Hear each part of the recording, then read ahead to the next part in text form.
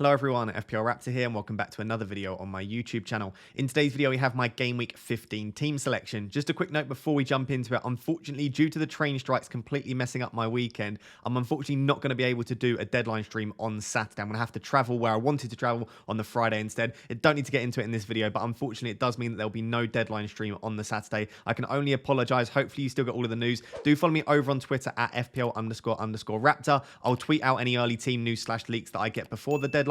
And then we'll be back again as per usual on the Saturday before Game Week 16. But without further ado, let's jump to today's video.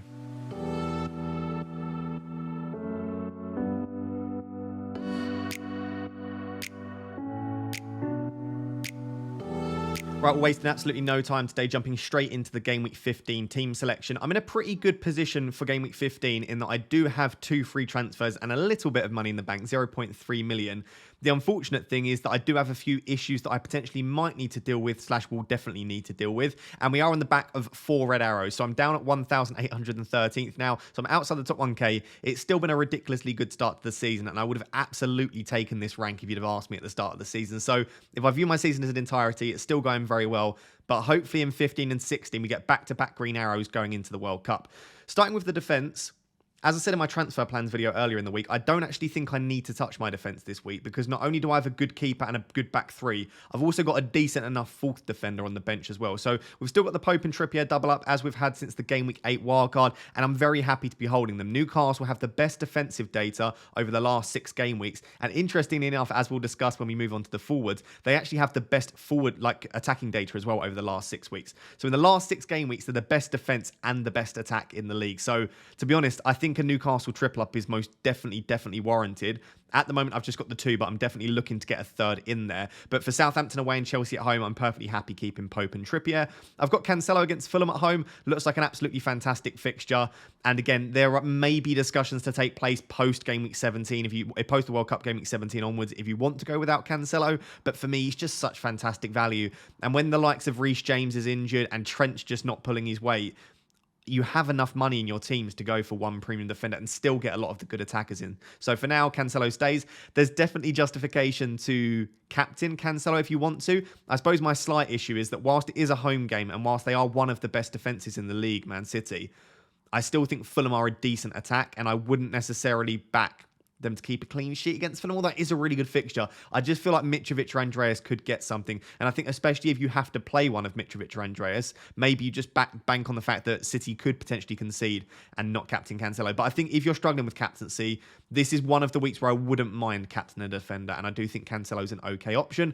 And then my 3rd defender is actually Castagna against Everton away.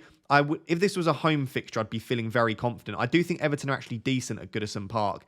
But Leicester have been improving recently defensively. They're moving up the table for expected goals conceded. They've also been fairly good going forward. And I think Leicester definitely are a team that are slowly improving. They're probably a team that don't want the World Cup break. They're starting to gain some momentum. And as I've been saying for a while now, Castagna's attacking data is some of the best in the league for defenders. And he just keeps arriving at that back post. And I'm convinced, it might not be before the World Cup, I'm convinced at some point in the next sort of 5 to 6 game weeks, Castagna is going to get a goal at that back post. Because with Maddison playing on the right wing, or even when like Dennis Pratt plays out there, whoever plays out on the right wing, they're very central. And what that means, because Harvey Barnes plays quite wide, so they're very central, and Castagna overlaps, and he's always playing in pretty much a right-wing position. So I'm perfectly happy playing him this week. I am looking at maybe some Everton attackers, which would be a bit of a clash with Castagna, but I don't think I need to look at that in too much detail. I think Castagna, in and of his own right, is a decent fixture. He's got decent attacking data, and also, like I said, Leicester are improving defensively. So all of that to say, basically, I'm very happy with the defence this week. I don't think I need to make a transfer. And when we move on to my 7/8 attackers, I think I could basically justify selling any of them. So for now, I think the defence will change. So without further ado, let's move on to the midfield and look at some of the issues we've got. So moving on to the midfield, it's definitely not looking as strong as the defence, and the forwards look even worse when we move on to those.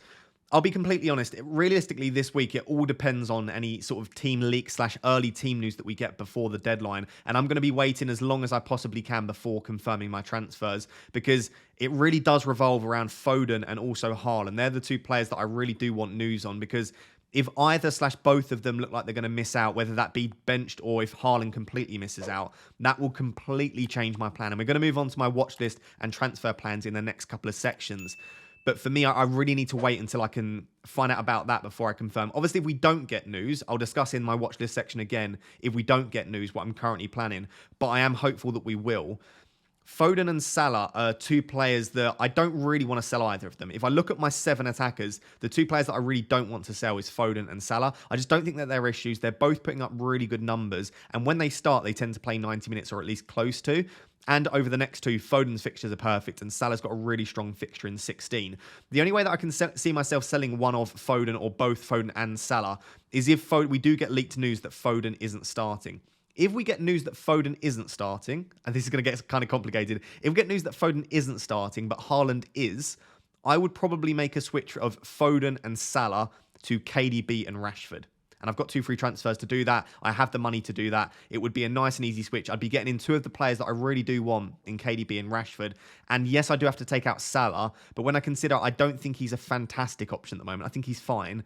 And when I consider that would be that Foden doesn't start, I'm taking out a player that's not starting, a player with a tricky fixture for KDB and Rashford, who are 2 really good options. So if we do get news on Foden, that's what I'll do. If we don't get news on Foden, and I'm not sure whether he's starting or not, I don't think I can justify selling him. And if that is the case, then I probably can't justify selling Salah as well. So it really does depend on any early team news. But that's sort of the thought process behind those two. I really don't want to sell them, but they definitely could both be sold if we get news on Foden. Martinelli and Saka, obviously, both got pretty tricky fixtures over the next 2. Chelsea away and Wolves away. Ideally, I wouldn't want to play 2 attackers against Chelsea away, but Chelsea are on the decline. I've had to look at their defensive data, and over the last few weeks, it's actually been declining, and they certainly don't look at like a defence that can keep a clean sheet against a pretty free-flowing Arsenal team. Now, yes, there's been some talk about Arsenal being fairly fatigued. They are playing this evening that I'm recording this in the Europa League, so that's something to think about, but I personally think they'll be fine. I still think they can score goals against Chelsea. Whilst it being at Stamford Bridge is a slight disadvantage, it would be much better if it was at the Emirates. I still feel like it's a game that I feel like Arsenal can get at Chelsea, and I feel like they could score goals in this. So I don't mind keeping Saka and Martinelli. I'm actually recording this before we get the Arsenal team, just before we get the Arsenal team news for whether Saka's going to start in the Europa League. I think there's a good chance he either misses out altogether or he's benched. But he has been in full training. So by all accounts, I'm pretty sure unless he picks up an injury tonight in the Europa League, Saka should be fit for the weekend. So I don't think Saka's injury is going to be an issue for us. That being said, there's still a very good chance I sell Saka. And if we don't get any early team news, it probably will be Saka that I do sell, and it will be for one of Rashford or Trossard. Those are the 2 sort of cheaper mids that I'm considering. So I think there's a good chance I do sell Saka. It will depend on if he gets through the Europa League fine, if it looks like he's going to start, and also any news around Foden and Haaland. But I certainly don't mind selling Saka. I know he's on penalties. I know Arsenal are very good, but it's 2 away fixtures, and also his data still hasn't been that fantastic this season. So there's all of those things to think about. So that's the midfield. I'm sorry it's a lot of hypothesizing and stuff like that, but it's one of those things where when there are so many things up in the air and we're waiting for sort of late news with the pressers and also any leaks, it's going to be a matter of just saying, if this happens, I might do this. If that happens, then I might do that. So hopefully that's still helpful. Let's move on to the attack and the bench and then discuss my current watch list. Like I said, it doesn't get much better when you move on to the front 3. The bench is actually, I guess, okay. I've got Gakey first sub, and I do think that's a decent first sub. I don't expect a clean sheet from Palace, but I guess it's possible. Andreas against City and Doherty against Liverpool, that's not ideal either. But to be honest, I don't think I'll be using any transfers on the bench. I think that's fine. I think I really need to focus on Foden/Haaland if they're out, and then also maybe Mitrovic, Firmino, Martinelli/Saka with the tricky fixtures. So the front 3, I've said before earlier this week, Mitrovic's data is so good and he's on penalties that whilst I would like to sell him before City and United, they are definitely not 2 fixtures I want him for.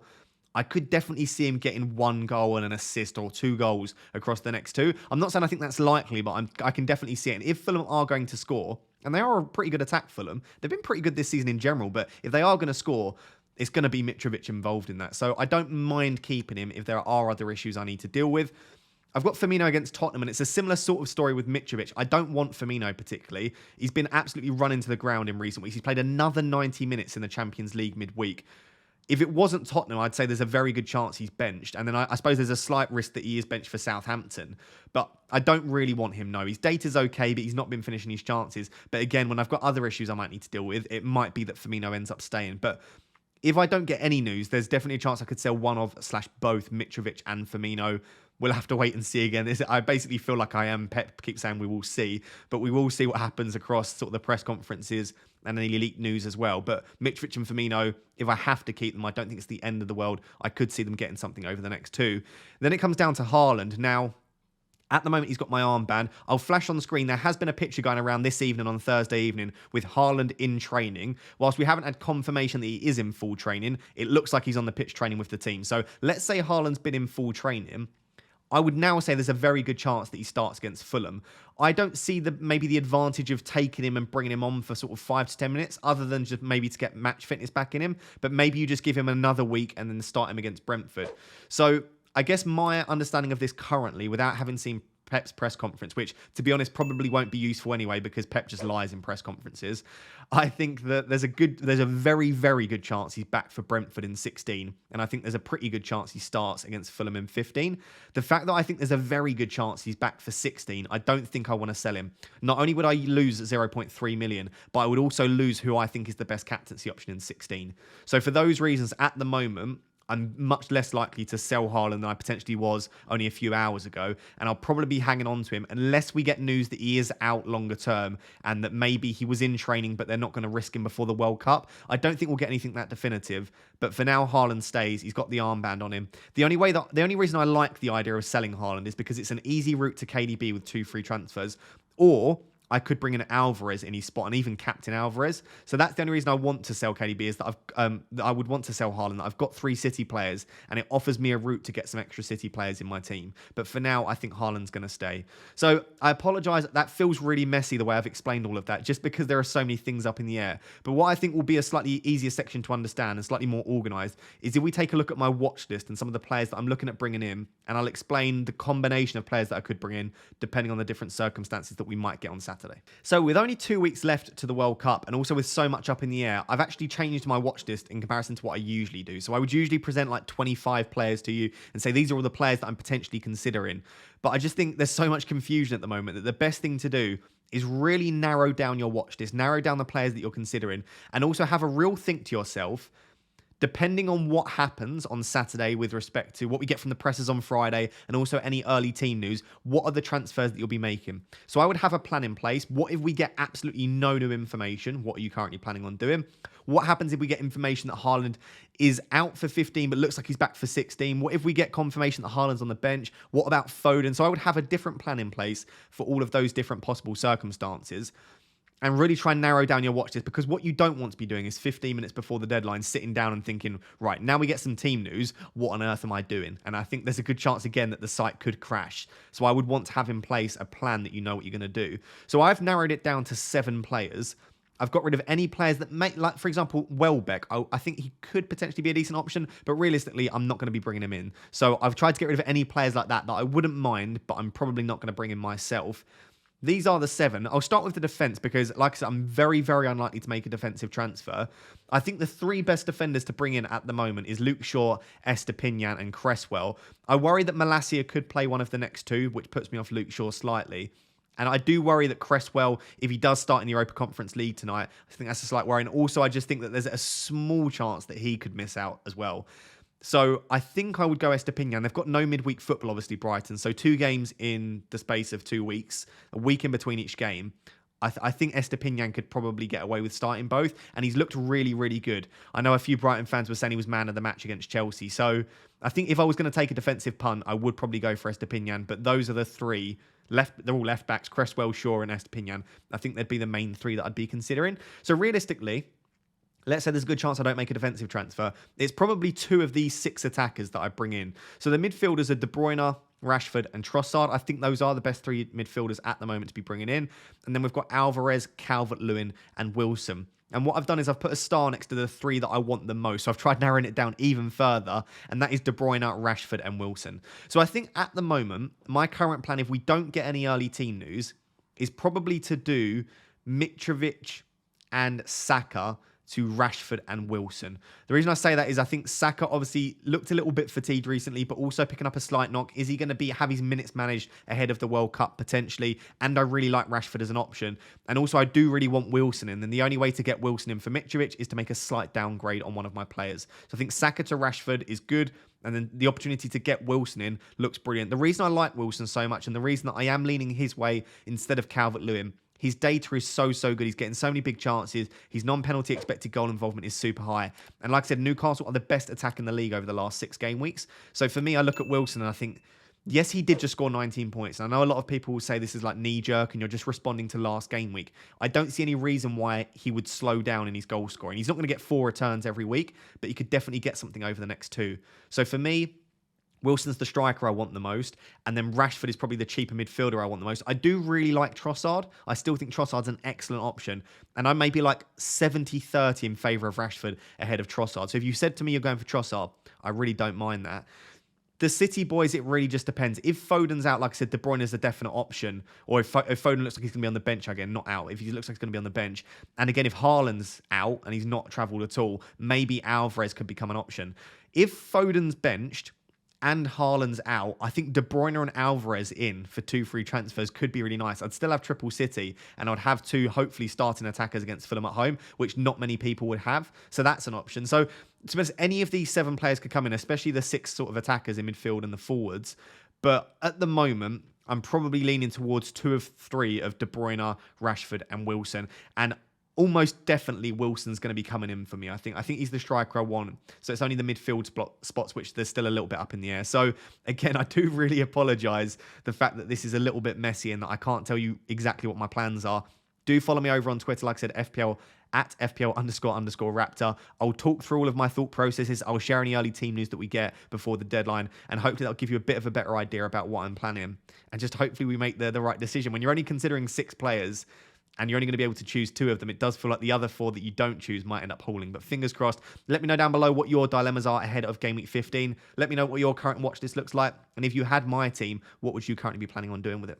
So guys, there you have it. That is my Game Week 15 team selection. Hopefully it was helpful despite all of the chaos that we've got and despite the fact that we probably are going to be waiting until the last minute to make our decisions. If you have enjoyed today's video, I would really appreciate it if you did drop a like, drop a comment down below to feed the algorithm gods, and also make sure to subscribe. We've just hit 51,000 subscribers. The channel is growing so quickly, but I love to see it, and I do really appreciate the support from you. Final reminder that unfortunately there will be no deadline stream just due to the fact that my plans have had to change. I'm going to have to travel home on Friday as opposed to Saturday, which means that I can't stream on the Saturday. So I do apologise, but I'll be back for Game Week 16, and there will be content throughout the week for 16 as well. Until next time, thank you very much for watching. Cheers. Bye-bye.